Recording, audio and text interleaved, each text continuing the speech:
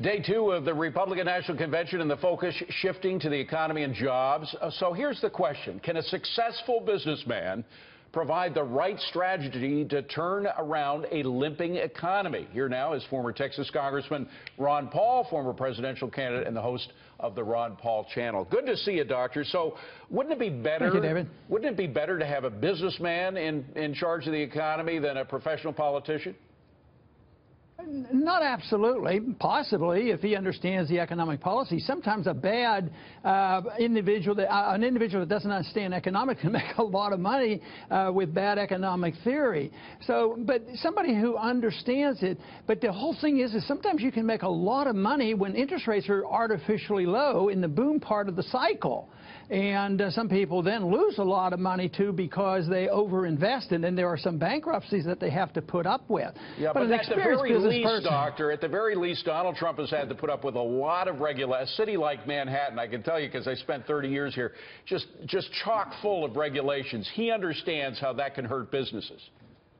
Well, I think that is true, and that's hopefully he can do something about it. But there's an empire out there that loves the regulations. Sometimes it's the big business people that like the regulations. You run into problems with the regulators. Hasn't he based his campaign so far, at least partly against the power of those crony capitalists? Well, he also knew how to deal with them because he wheeled and dealed and knew who to donate the money to, and most of them were Democrats. So, yes, but I agree with your basic thesis that he should know and understand, and he should thrive or strive to reduce the regulations, and I think he has said this. But that doesn't make me go to bed at night being reassured, oh, boy, we're moving into an era of less regulations. I've heard that too many times. But would you be more reassured if Hillary Clinton is the president?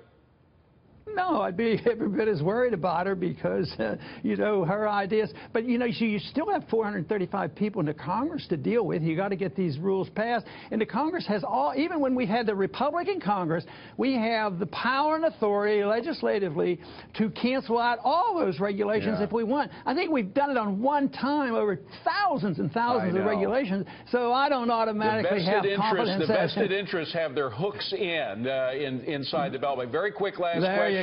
Who are you voting for? I haven't made a decision to vote for anybody at all right now. I'm still looking around and studying it, but it won't be Trump or Hillary, because I think what that vote is all about is finding out who the worst person in the world is, and whoever comes in second has been voted the worst person in the world because everybody is just condemning both of them. It's sort of a sad thing from people who are looking for better policy. So hopefully I'm completely wrong, and if Trump wins, we're going to have peace and prosperity. We won't have a Federal Reserve. Taxes are going to go way down, and spending will be reduced. But quite frankly, spending will not go down with either one of them. Nobody can accuse Dr. Paul of not being an independent thinker, which he always has been. Good to see you, Dr. Paul. Thanks very much. Thank you, David. Very uplifting. All right.